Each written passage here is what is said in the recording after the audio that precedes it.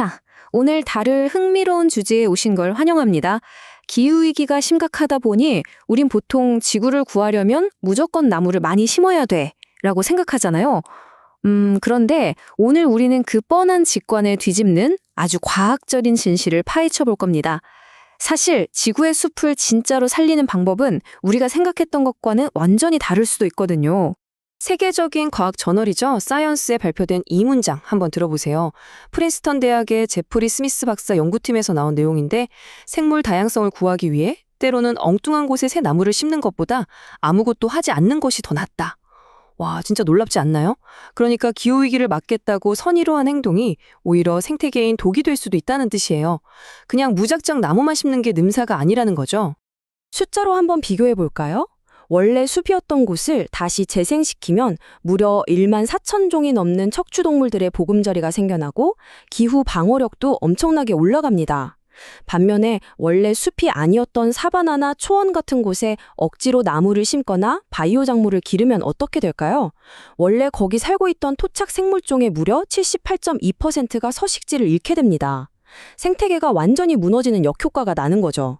결국 중요한 건 무조건 많이가 아니라 어디에 어떻게 숲을 만드느냐입니다. 자, 그럼 본격적으로 들어가 보죠. 오늘 다룰 내용들입니다.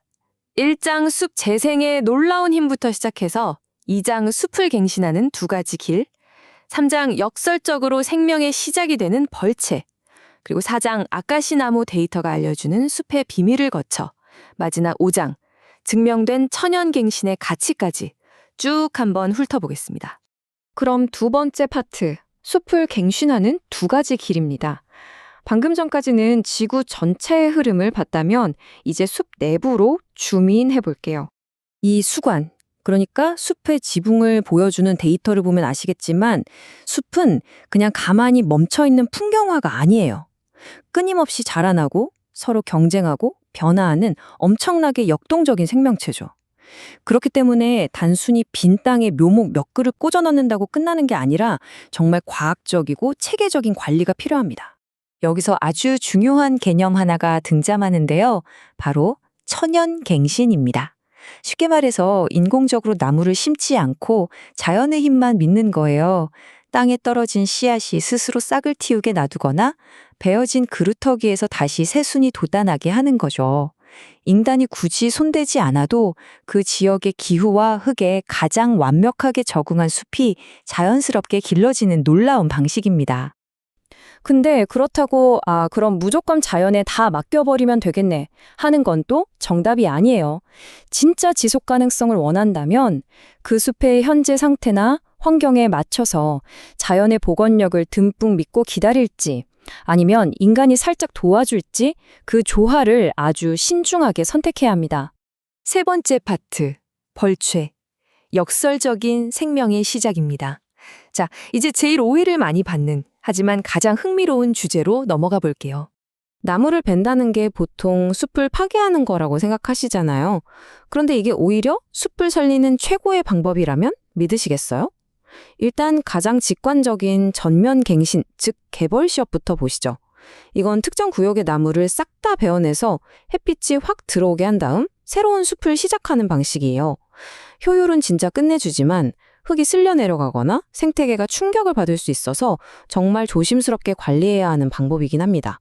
그래서 아주 매력적인 대안으로 산벌 시업이라는 게 고안됐어요. 쉽게 말해서 어미나무들이 어린 나무들에게 우산처럼 그늘을 만들어주는 건데요. 1단계로 나무 사이를 넓혀서 씨앗이 잘 맺히게 하고 2단계로 싹이 잘 자라게 빛을 좀 터주고 3단계로 어린 나무들이 튼튼하게 자립할 때쯤 비로소 어미나무들을 베어내서 자리를 비켜주는 거죠. 와, 이거 진짜 경이로운 세대 교체 아닌가요? 여기서 우리가 꼭 짚고 넘어가야 할 시각의 전환이 있습니다. 벌채는 절대 숲을 망치는 게 아니에요. 오히려 아주 정밀한 생태적 수술입니다. 빽빽한 어미나무들의 그늘을 가려져서 빛을 못 보고 죽어가는 숲 바닥의 작은 씨앗들에게 생명의 빛을 쏴주기 위해 낡은 지붕을 걷어내는 절대적으로 필요한 과정인 거죠. 네 번째 파트, 아카시 나무가 알려주는 숲의 비밀입니다. 지금까지 설명해드린 이 멋진 개념들이 실제 데이터랑 어떻게 딱 맞아떨어지는지 구체적으로 확인해 볼까요? 한국산림청에서 아주 흥미로운 연구 데이터를 냈는데요. 주인공은 우리 주변에서 정말 흔히 보는 아카시나무입니다. 1900년대 초에 도입됐는데 이 녀석 생명력이 진짜 장난이 아니에요. 1년에 무려 1에서 2m씩 쑥쑥 자라고 베어져도 뿌리에서 다시 싹이 나는 엄청난 천연 갱신 능력을 가졌죠. 나무 자체의 밀도도 높아서 탄소도 아주 훌륭하게 빨아들입니다.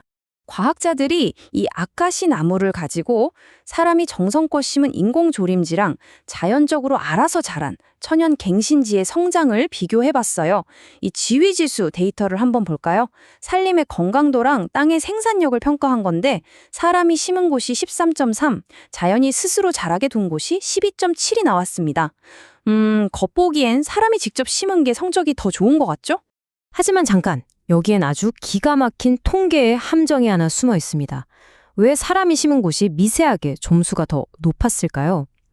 인간이 나무를 심을 땐 아무데나 대충 심지 않잖아요.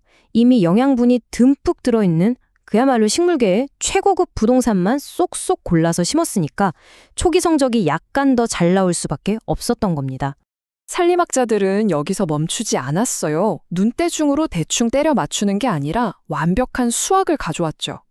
여러 복잡한 공식들을 테스트해 본 결과 아카시나무 숲이 시간이 지나면서 얼마나 웅장해지는지를 아주 기가 막히게 추적해내는 와이블 모델이라는 걸 찾아냈습니다. 숲이 커가는 과정이 수학 공식 하나로 딱 떨어지게 설명된다는 거 진짜 신기하지 않나요? 조금 복잡하게 들릴 수도 있는 그 와이블 모델의 계산 결과가 바로 이 생장 곡선입니다. 나무의 높이가 시간에 따라 어떻게 자라나고 숲의 지붕이 어떻게 만들어지는지가 한눈에 보이죠? 과학이라는 렌즈를 통해서 숲의 이생을 아주 샅샅이 들여다보는 거예요. 자, 그럼 마지막 5번째 파트, 증명된 천연 갱신의 가치입니다. 오늘 해설의 하이라이트죠. 화면에 정글원이 있는 숫자 32 보이시죠? 여러분 이 숫자는 꼭 기억해 두시면 좋겠습니다. 단순한 숫자가 아니거든요. 아카시나무 숲이 째깍째깍 품고 있는 아주 위대한 생물학적 시계입니다. 데이터를 아주 정밀하게 분석해보니까 아카시나무 숲은 태어난 지 정확히 32년 차가 될 때 부피가 커지는 속도가 그야말로 최고조에 달합니다. 숲이 가장 왕성하게 폭발적으로 자라나고 헥타르당 4.481 입방미터씩 자라면서 탄소도 제일 많이 흡수한 딱 그 타이밍인 거죠. 산림학적으로 볼 때 다음 세대를 위해서 아까 말씀드린 그 생태적 수술, 즉 벌채를 해야 하는 가장 완벽한 골든타임이 바로 32년입니다. 자, 그럼 대자연의 천연갱신이 인공조림만큼 뛰어나다는 걸 어떻게 최종적으로 증명했을까요? 아까 인공조림지가 좋은 땅을 차지해서 결과가 좋게 나왔었다고 했잖아요. 그래서 과학자들이 두 숲의 토양 조건을 1위로 완벽하게 똑같이 맞추고 다시 공평하게 비교를 해봤습니다. 결과는 어땠을까요? 3,839대 3,700. 네, 맞습니다. 놀랍게도 그 차이가 마법처럼 거의 사라져버렸습니다. 한국산림과학퀴즈에 실린 이 문장이 오늘의 결론을 명쾌하게 말해줍니다. 동일한 조건에서는 인공조림과 천연갱신의 생장량의 차이가 없다. 이게 무슨 뜻이냐고요? 대자연이 스스로 회복하는 그 힘이 우리 인간이 막대한 돈과 장비를 쏟아부어서 인공적으로 심고 가꾸는 노력만큼이나 통계적으로 완벽하고 똑같이 효율적이라는 게 과학적으로 입증됐다는 겁니다. 오늘 우리가 함께 달려온 과학적 여정을 싹 한번 정리해볼까요? 무턱대고 엉뚱한 곳에 나무를 심는 건 오히려 생태계를 망칩니다. 그리고 때로는 나무를 베어내는 벌채가 죽어가는 숲에 빛을 불어넣어주는 필수적인 생태적 수술이죠. 또 흙의 조건만 같다면 대자연의 천연갱신은 인간의 인공조림과 똑같이 훌륭한 성과를 냅니다. 결국 숲을 지킨다는 건 그냥 막연하게 나무를 사랑하자가 아니라 철저하게 데이터에 기반한 정밀한 과학인 겁니다. 오늘 이야기를 마무리하면서 여러분께 생각할 거리를 하나 던져드리고 싶네요. 수백만 년 동안 스스로를 치유해온 대자연의 능력이 인간의 노력만큼이나 강력하다는 게 이렇게 숫자로 완벽하게 증명됐잖아요. 그렇다면 우리는 앞으로의 숲을 어떻게 설계해야 할까요? 언제 자연의 그 놀라운 힘을 100% 믿고 맡길지, 그리고 언제 우리 인간의 과학적인 도움을 살짝 더해줄지, 이 절묘한 밸런스를 찾는 것, 저는 이게 바로 우리 아이들에게 진짜 건강한 숲을 물려주는 열쇠가 될 거라고 확신합니다.